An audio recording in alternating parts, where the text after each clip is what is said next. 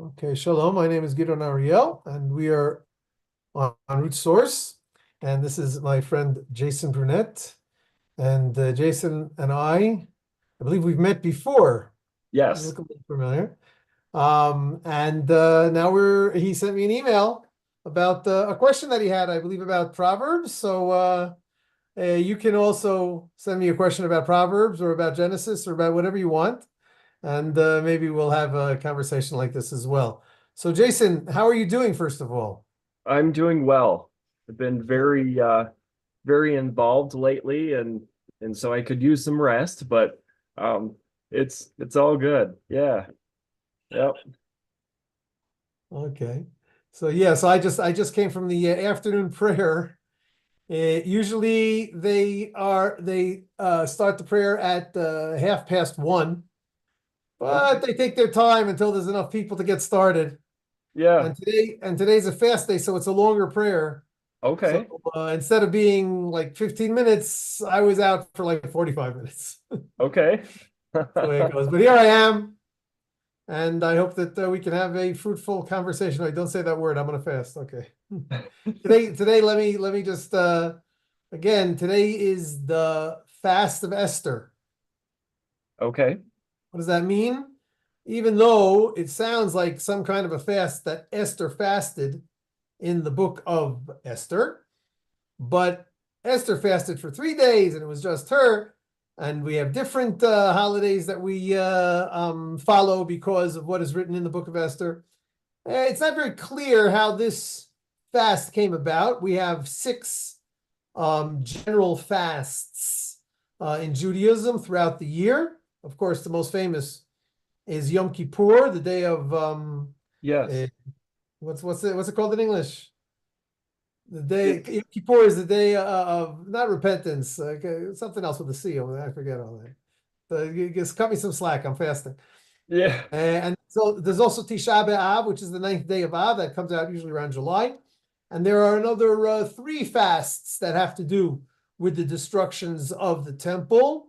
They are the 10th day of Tevet, which I think was when the walls were breached. They are Asara Tish and Tammuz, the 10th day, something of Tammuz. Shiva Sabbatus, the 17th day of Tammuz, or maybe that was the day that the walls of Jerusalem were breached. But the 10th of Tevet was when the Babylonians made they set up I forget the English word for so that nobody could go in and come out of the walled city. Okay. They said that was the beginning of the fall, and of course the 10th of Av. And then there was also the Tzom Gedalia, which was instituted because there was a gentleman by the name of Gedalia ben Achikam who was appointed to be the leader of the Jews after close to the end of the first temple, but he was assassinated because some Jews didn't like the idea that there was a Jewish leader being forced upon them by a non-Jewish enemy, really. Oh wow. So Okay. that's written in the Bible. And so we have a fast day trying to commemorate that, trying to remind us not to assassinate people, which unfortunately that's happened most famously recently. Prime Minister Yitzhak Rabin, was assassinated by a Jewish person. And so actually today, every year on Tzom Gedalia, on the fast of Gedalia that I just mentioned, there are lectures and conversation circles that commemorate that, to try to remind people, guys, don't get so upset. You guys everybody can argue with each other, but no violence, and certainly no interceding murder and assassinations. And Yes. and again, he was just the most famous, but there were other Jews that were assassinated by Jews also in modern times, and I'm sure in the history of Zionism. But I think I would guess also throughout the Jewish history. Not to mention in the Bible. In the Bible, there were by other Jews who were killed by Jews. Looks like But the fast of Esther, which is the sixth fast of the year, I do believe that I've mentioned all six. It's not very clear what we're fasting for. It's the day usually the day before Purim, and so that's why we fast. Anyway, that is why, and I always think how funny it is that the name of the word is fast, because when I'm fasting, I'm actually moving a little slower than usual. So it's not really. I think it should be called a slow, not a fast. right. Anyway, thanks for letting me interject that. Yes. So what, and without any connection, what are we here to talk about? Well, I feel compelled to read more because what you just explained, I was like, oh my goodness, I don't know enough about that. So I'm a big fan of Wikipedia, of okay. Google and of Wikipedia. So you Google things and then you try to find Wikipedia. Usually the Wikipedia articles, I believe, have been edited by many people. Everybody's saying, no, you can make it a little bit better, a little bit better. So it's usually pretty good. There's another good website that gives information about virtually everything about Judaism. It's written by only one person on the opposite end of Wikipedia. It's called JewFact, like FAQ, JewFact, I think .com. So if you go to that website, JewFact.com, Yeah. and you look up the holidays, I'm sure that you'll find the fast days, and you'll be able to talk about that a little bit more. Thank you. And if you have any other questions about them, then you can go to Gidon Fact. Just send me an email, and I'll be happy to try to answer. Yes. So I've been reading the Proverbs daily, and you could do worse. right. And just digging into it, looking when up. You say that you're reading it daily, Proverbs is a pretty long book. It's about 31 pages, 31 chapters. Do you read the whole book every day, or just do one chapter a day, or just a few verses? Just one chapter a day. And then each one I try to dig into what the original language was and try to understand, because I've found a few things in the regular Bible that I'm like, wait a second, that doesn't feel like that's what it's actually saying. So there's been some confusion, and I'm trying to What do you mean by the regular Bible? Like a New International Version is what I've been reading. As opposed to? As well, usually I go through, like the Berean Study Bible or the New Living Translation. I try to look up all of them. But then I also had a friend who gave me what is the Israel Bible. Excellent. And I've been bouncing that off of my translations. That's very good. Then I usually, everything that you've mentioned, except for I think the Israel Bible, is located on BibleHub.com. For every verse, they have like about 20 translations. And that's the other reference that I use as well at the same time. So I'm trying to bounce each one of them off so I can understand it better. And but I'm sure if that's what you do by using multiple translations, first of all, excellent that you recognize that there could be different translations. And I'm guessing that by the time you're done with all these translations, you say, what is going on here? Yes. In some cases, it seems to almost say the opposite thing, not to mention and I will tell you, as somebody who knows the original, sometimes all the translations get it wrong. I don't understand how they could do that, but that's my story and I'm sticking to it. But let's see which verses you're asking about. Well, particularly chapter 14 and verse 33, because I'm on a quest for, the fear of the Lord is the beginning of wisdom. So I'm trying to understand exactly wisdom and the source of wisdom. And so I've shut my mind off to anybody else's speaking and just trying to pray into these verses and understand them, because I've made so many mistakes that I sit here and I read these verses and I'm like, oh, well, if I hadn't been so dull in that area, and go to the Bible to understand these things, I probably wouldn't have such a hard time. So I'm really enjoying how the Lord is correcting me through actually reading the Proverbs. The book of Proverbs, Brunette, written by King Solomon, the wisest of all men, is for the most part, I'm not an expert on Proverbs, but I would say for the most part, you can follow the Proverbs and not go wrong. I only say for the most part because I do remember I'm a as much as I like to smile and everything. When it comes to the Bible and other sources like that, I'm a little bit more critical. I say, wait a second, that doesn't sit right with me. A lot of people would say, "What do you mean? It's the Bible said it.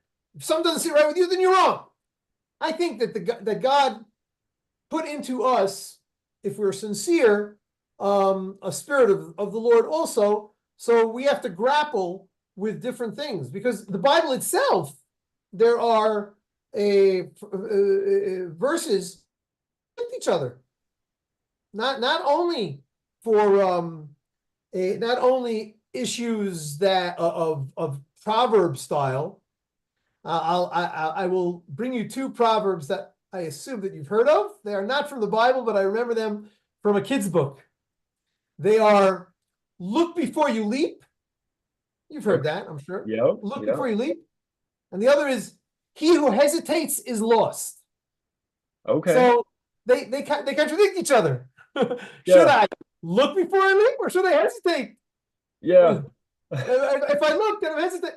Anyway, but I can't remember any specific verses in the Bible that contradict each other on that kind of biblical direction. I'm sure there are. Certainly, there are other verses in the Bible, both historically and even commandment-wise, that seem to contradict each other. And much of the Talmud, much of Jewish study, is focused on trying to understand these contradictions and try to come up with some way to live with them. Yeah. Maybe try to find a solution to the contradictions. But since the Bible contradicts itself, I feel that I not only am allowed to, I feel that it is my responsibility towards myself and towards God and towards the Bible to stand on my feelings of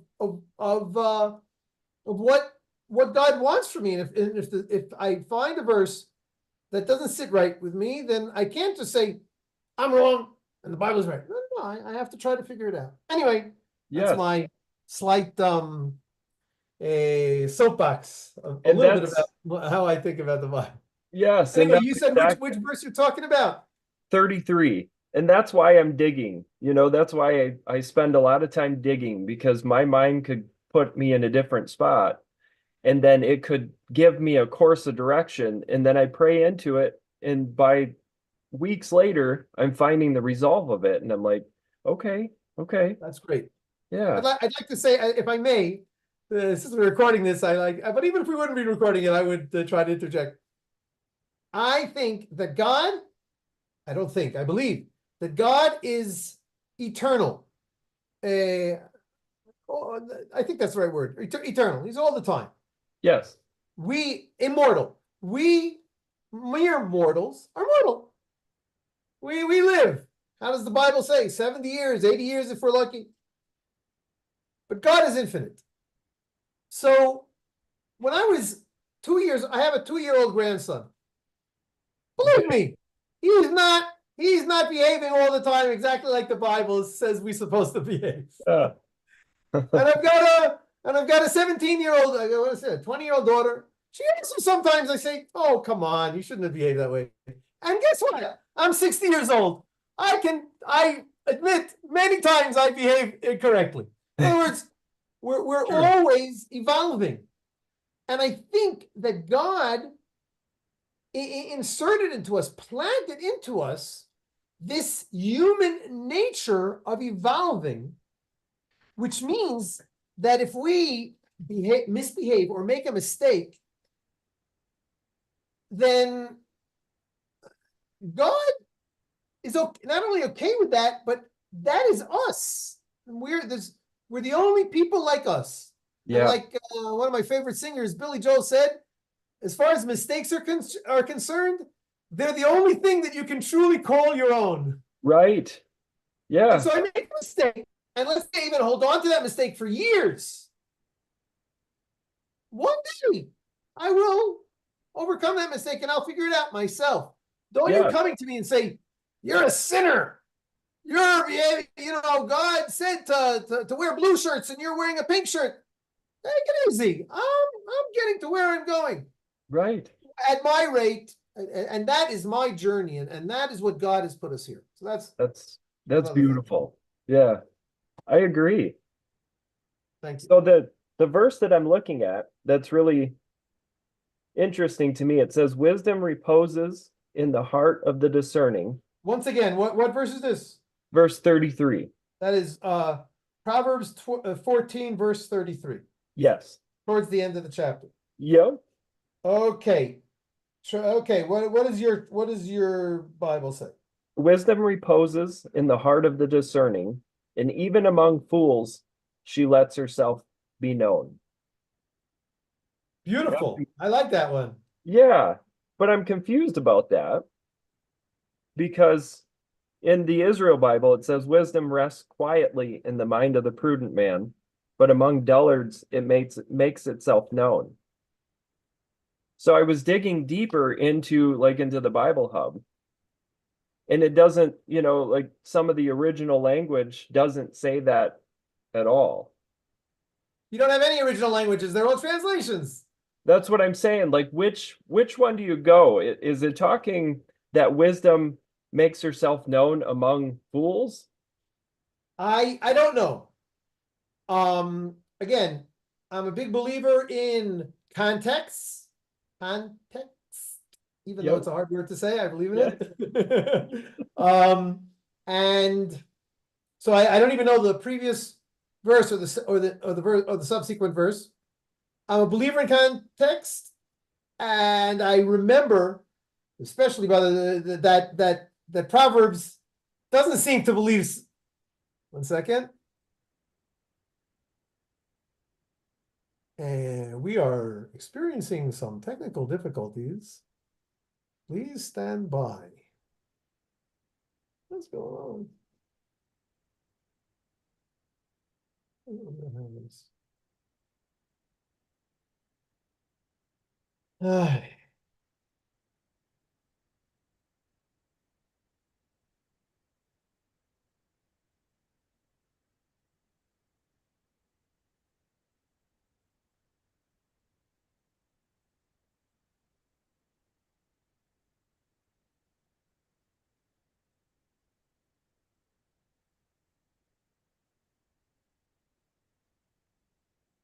Okay.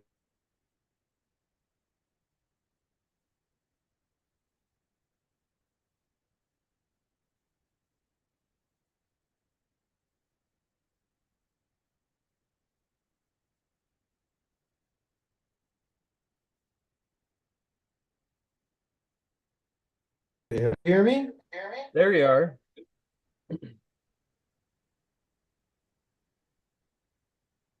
Okay, I don't know what just happened, but I'm back. Yes, so as I was saying, I hope everything's okay. Yeah. As I was saying, Proverbs sometimes puts 2 Proverbs, 3 Proverbs, 10 Proverbs just in a row without any connection between them, it seems. Yeah. So, but and so sometimes a proverb will stand on its own, and nobody can say, "Oh no, I think it means something else." In the case, but I do think that by putting it on its own like that, especially since so often they are separate, you can try to stand on your own 2 feet with the understanding of the verse out of context. So again, but even still, Okay. it's worthy to do. And not only its context, but its intertext, I'll say. In other words, if there's a word in a verse, especially a word that does not exist often, does not appear often in the Bible, Okay. then you try to find the other place or places, and you try to learn from from that also. You see what I'm Okay, saying? so yeah, so other verses within the Bible Within correlating. the entire Bible. In other words, Yeah. if I have a verse in Mishle in Proverbs, but there's a verse in the book of Exodus that has a similar word, then it's calling me to say, hey, look over there and Ah, consider it. yeah. So for Okay. that, you need a concordance. Okay. So this is right now my favorite concordance. One day, if I manage, I'm going to make my own concordance. And this concordance here, you see that? Oh Ooh. my. Yeah. Omar is right. They pick. It's like I'm not going to go too much deep into it. This is a tough word, but here the word lechem, which means bread. You want to guess how many times the word lechem appears in the Bible? And we're talking, of course, the Old Testament from Genesis in the Jewish order. It's up until Second Chronicles. Yeah. So come on, throw out a number. Um, 300 times. Oh, you practiced 297. Really? No way. That's a good guess. Oh wow. Okay, buy a lottery ticket to it today. Right. Uh, Anyway, so that is a good way to study. But let's go into your verse. So the thing about Hebrew, one of the things about Hebrew, as compared to English that I've noticed, is a different relationship or Hebrew puts less lends less importance to word order okay. Yeah. in a sense. So sometimes the word order is used. In other words, in English, for example, you say a happy dog. That's what came into mind. And in Yeah. other words, the adjective, right, comes before the noun. Mm-hmm.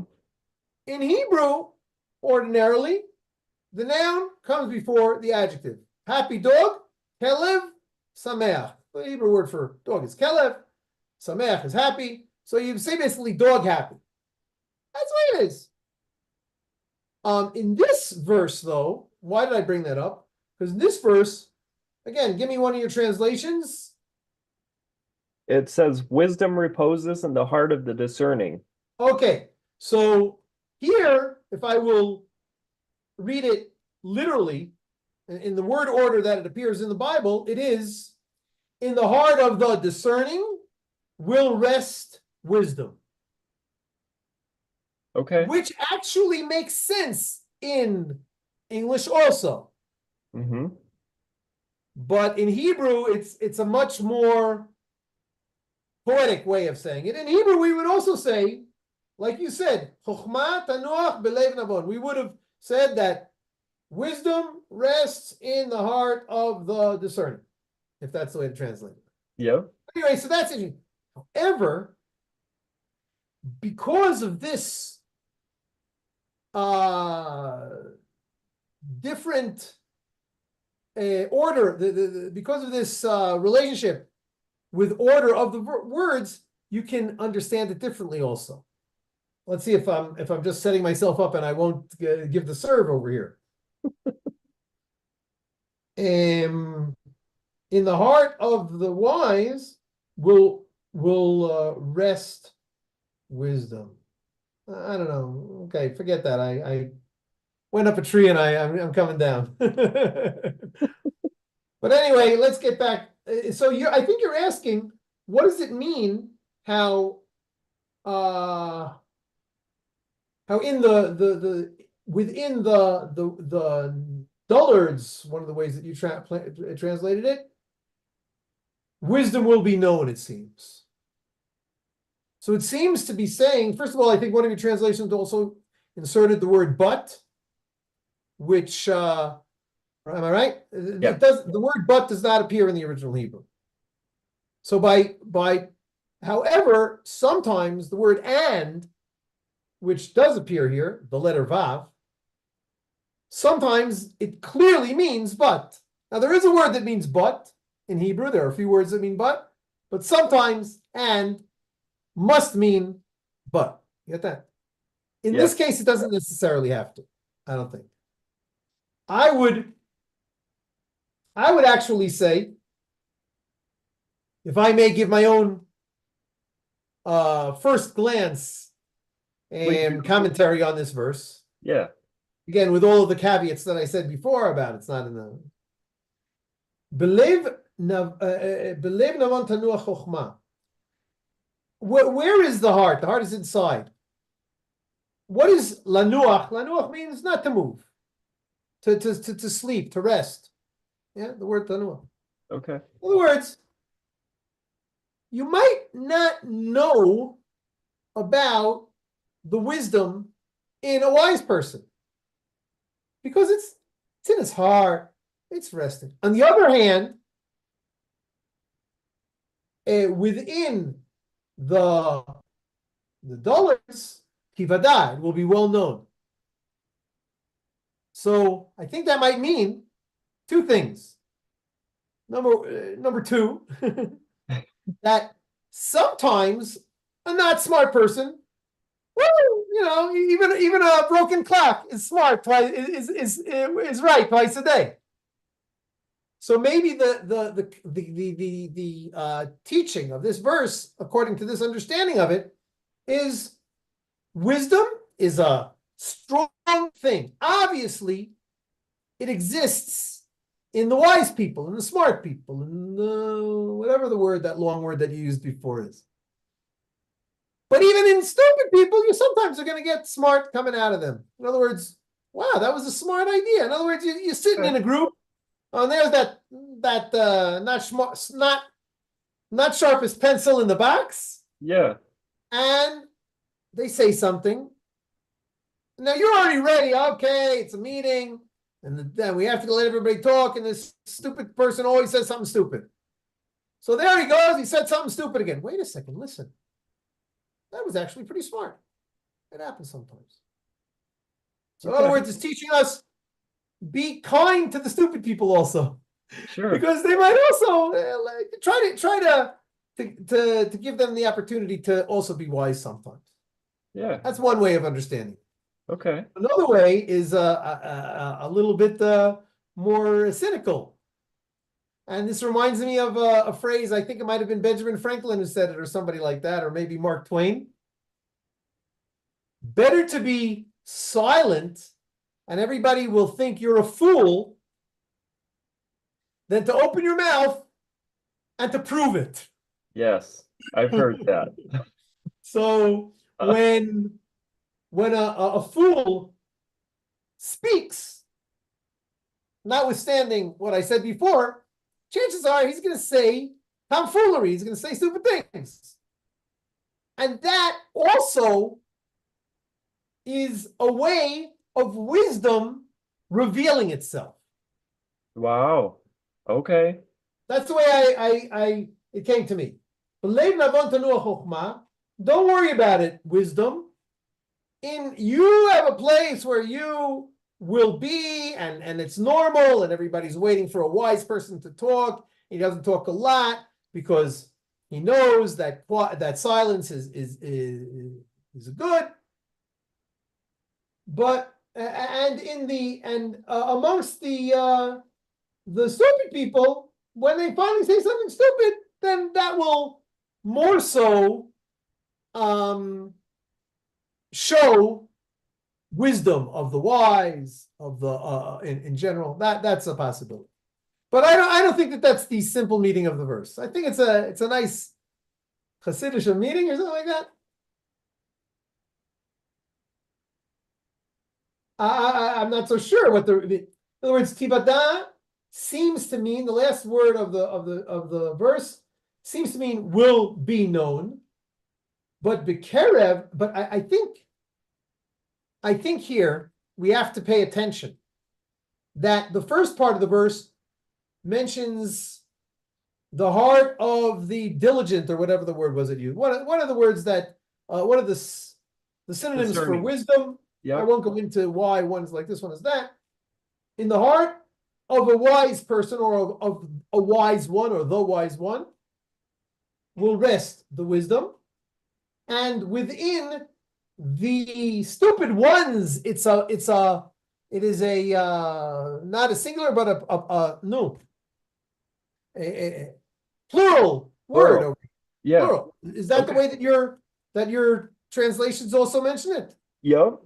Even among fools. So it's got Among fools. on the end. I think that what we're talking about, and that among fools, they're going to sit down together, and it's a number of fools.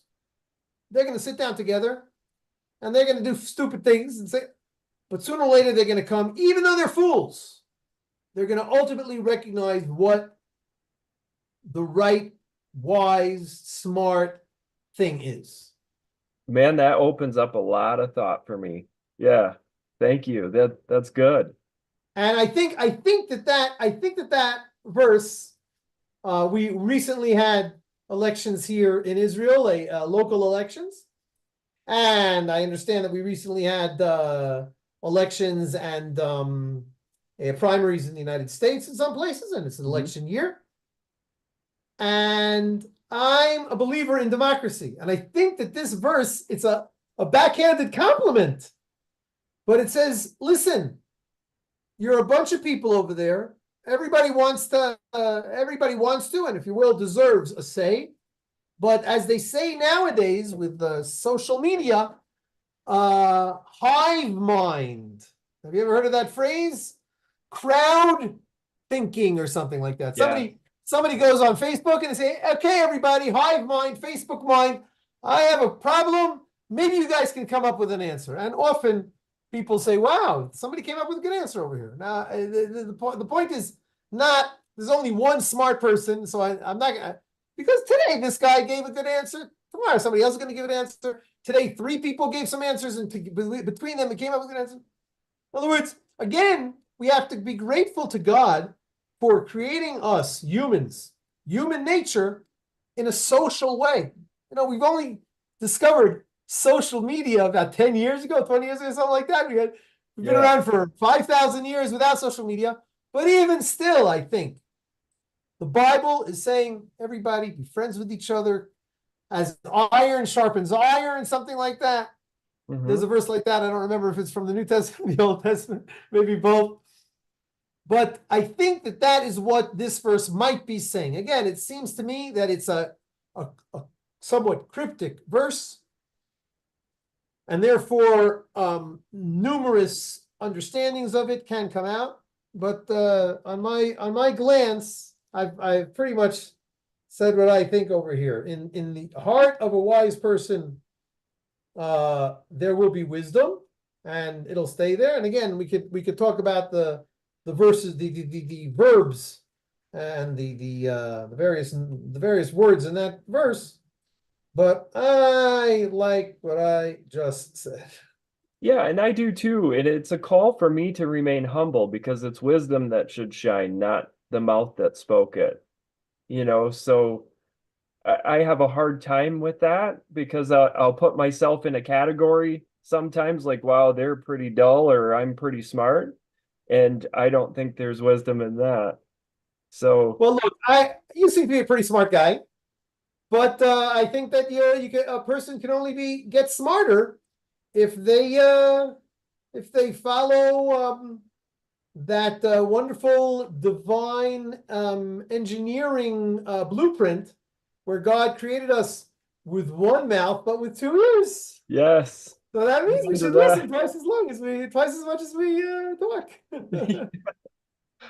Oh, wow. Well, that really opened it up for me. It did. Like, I'm sitting here thinking I've got a lot that I could journal, and you know, I'm no longer looking at it like us versus them. I'm looking at it as there's one source of wisdom, and let that speak. Yeah. I would say don't think of it as us versus them. Think of Yes. it as truth, correctness, wisdom versus not yet. Sure. Yeah. That's it. Talk to people, listen, think about it. And if you don't accept it today, be open to accepting it some other day, as I said earlier. Yeah. Wow. Thank you. Well, thank you very much as well. I got to get going to my next meeting. We're already about 20 minutes over, but that's Okay. okay. Yeah. And we will we're gonna publish this in next week's newsletter, Bezrat Hashem. Thank you very much for asking that question. Let's see, from one verse, a half an hour of talk. Right. Exactly. Well, thank you. I And that's appreciate just the beginning. This book Yes. has been here for thousands of years. And let me just show you to finish off what kind of Jewish wisdom there is. I just happen to have this open. It is the book of, it's called Sepharia.org. I don't know if you've seen it. I haven't. No. Anyway, it's a great book, a great website. It has all of Sepharia is the home to 3,000 years of Jewish texts. Is that right? Wow. I wonder if it's more. And it's also done in a very what's it called? Links, interlinking. That's another word for it. Hypertexting. Yeah. So Okay. if we go to the Tanakh, which is the Bible, second, and we go down to the book of Proverbs, there it is, and we go to your chapter, what did you say it was? Chapter 14, 14. Yep. verse 33, you said, yeah? 33. So let's see what this translation is. They also know that this is JPS, another Jewish translation, 33.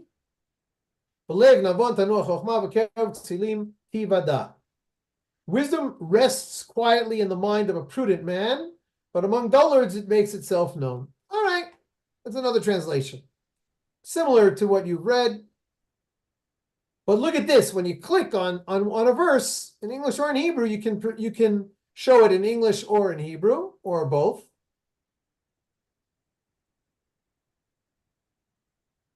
Then we have down here, something's weird's going on over here. Commentaries. I think they've changed it a little bit. They put up some related texts up here on the top. Commentaries. 20 commentaries. Oh, wow. Rashi, Ibn Ezra. Rashi, 11th century. Most widely read biblical commentary compiled in the 11th century, explaining the simple meaning of the text with interpretive elaborations. Ibn Ezra, 12th century commentary, focusing on the simple meaning of the text, blah, blah. Al-Sheikh, 16th century, highlighting the moral and religious lessons. Malbim, 19th century. And now I see what order they put them in. No, they don't. Mitzudat David, 18th century. Mitzudat Zion has no commentaries on this. Ralbag, Stein's all over the place. Oh my goodness. Now this is a verse, you threw a dart at the Bible and you came up to a verse. People have barely heard it. If we go, look at this. If we go to, let's say the first verse in the Bible, verse 1, chapter 1, verse 1. How many commentaries do you think we have on this? 300? 470. Wow. So you could spend your entire life just studying one verse. Yes. Which also means, obviously, that there's no way that one person can really go to all of Jewish wisdom. And so that is why people study Torah and Jewish wisdom their entire lives. Yes. Well, thank you for sharing that. I wrote that down, so I'm going to be checking it out. Yeah. So, and I got to go. I got a meeting in about 5 minutes. Well, God bless.